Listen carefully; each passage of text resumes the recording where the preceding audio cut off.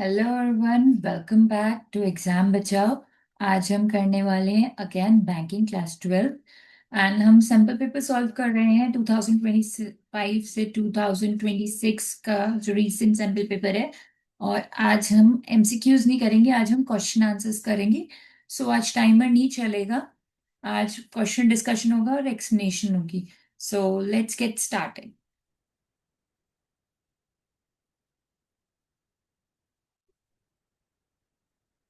तो as you can see, I have shared my screen. So let's get started.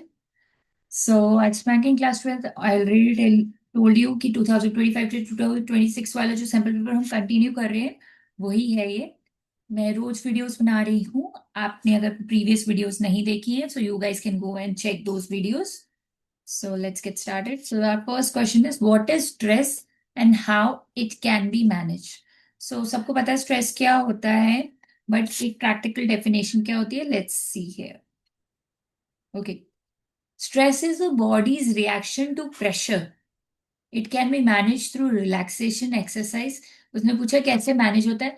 Half of answer हमको करना होता है। ये 20-30 वर्ड्स के आंसर्स हैं जो कि हाँ 6 मार्क्स के हैं ये। और इनमें से 3 करने हैं। सो दो दो मार्क्स का एक क्वेश्चन। 3 करने हैं कोई भी 5 में से, ठीक है।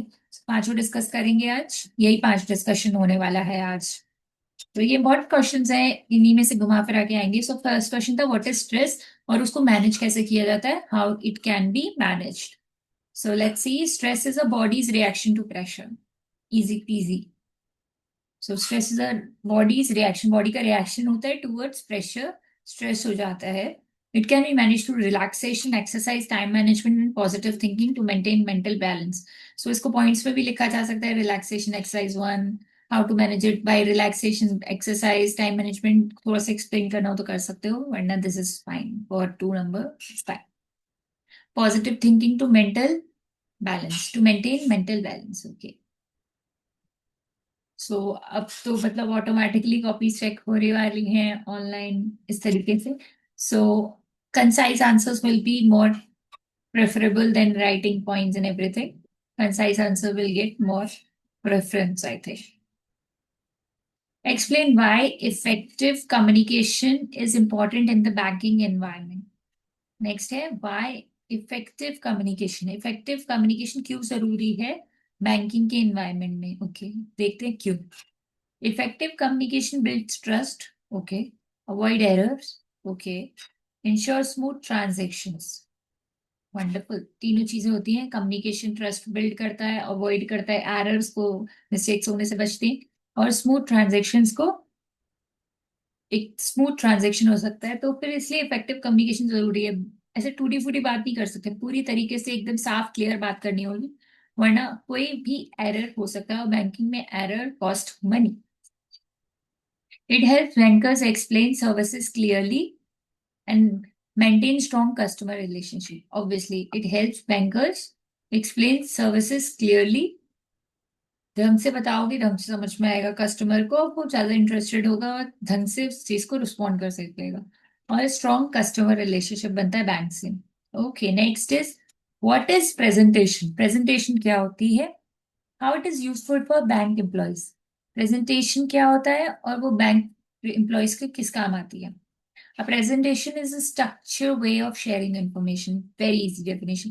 Structure way होता है, स्ट्रक्चर से बनी हुई इंफॉर्मेशन जो शेयर करी जा रही है उसको स्ट्रक्चर में रखा जाता है जिससे कि इजीली वो समझ में आए, ठीक है। For bank employ it helps you explain products. Train staff, training में यहाँ काम आता है ट्रेन स्टाफ। प्रोडक्ट, कोई नया प्रोडक्ट लॉन्च हुआ है तो प्रेजेंटेशन से थ्रू बताया जाएगा। और कस्टमर, कन्विंस कस्टमर्स इफेक्टिवली, और कस्टमर्स को भी प्रेजेंटेशन के थ्रू कुछ समझाना है तो प्रेजेंटेशन दिखा के समझाया जा सकता। Next, explain how fear act as barrier for an entrepreneur. So fear किस तरीके से काम करता है, how fear acts as barrier, fear as a barrier कैसे काम करता है for entrepreneur. Okay, fear stops entrepreneurs from taking risk. Okay, making decisions and innovation. Obviously risk लेने से रोकता है फियर, डिसीजन मेकिंग में हर्डल बनता है, और इनोवेशन करने से भी डरते हैं। अगर उनमें बहुत डर है तो वो इनोवेशन की तरफ नहीं जा पाएंगे, डिसीजन लेने में डरेंगे, डिसीजन और इनोवेशन करने से भी डरेंगे। It reduce confidence obviously and prevent growth of business ideas, और प्रिवेंट करेगा उनको ग्रो करने में, क्योंकि जब तक आप न्यू न्यू चीजें आइडियाज ट्राई नहीं करोगे तो फिर आप ग्रो नहीं कर सकते। सो अगर आप में बहुत फियर है तो ये एक बैरियर है for an entrepreneur. How recycling materials help the banking industry to grow economically? Recycling materials कैसे, ओके ये वाला अलग सा है, सुनो। हाउ recycling materials help the banking industry to grow economically? Recycling materials कैसे बैंकिंग इंडस्ट्री में मदद करते हैं? Recycling reduces waste and save cost. Okay, recycle करेंगे, किसी चीज को रीयूज करेंगे तो वो वेस्ट ऑब्वियसली रिड्यूस करेगा और कॉस्ट भी बचाएगा। कैसे? Bank benefits bye lowering expenses on paper. Bank को बेनिफिट होता है, पेपर बहुत यूज होता है बैंक में लिखा पढ़ी के लिए, तो उसमें एक्सपेंस उनका लोअर हो जाएगा। प्रॉम्प्टिंग सस्टेनेबिलिटी, सस्टेनेबिलिटी उनको मिलेगी। और improving their reputation among eco concise customers. Okay, जो इको कॉन्शियस कस्टमर्स हैं उनके लिए भी एक बैंक वाला बैंक प्रेफरेबल होगा। सो रिसाइकलिंग रिड्यूस करता है वेस्टेज और कॉस्ट बचाता है, और बैंक के काफी फायदे होते हैं। उनकी कॉस्ट में सेविंग करता है, सस्टेनेबिलिटी बनाता है उन लोग को, और उनकी रेपुटेशन इंप्रूव करता है due in among eco conscious customer. Okay, that's it for today. आज का बड़ा छोटा सा था बट इसमें बहुत सारे हमने क्वेश्चंस कवर करे जो कि 6 नंबर के हैं। 3 क्वेश्चंस इनमें से करने होंगे, इंपॉर्टेंट क्वेश्चन हो सकते हैं, आगे पीछे किसी भी तरीके से आ सकते हैं। So that's it for today, that's it.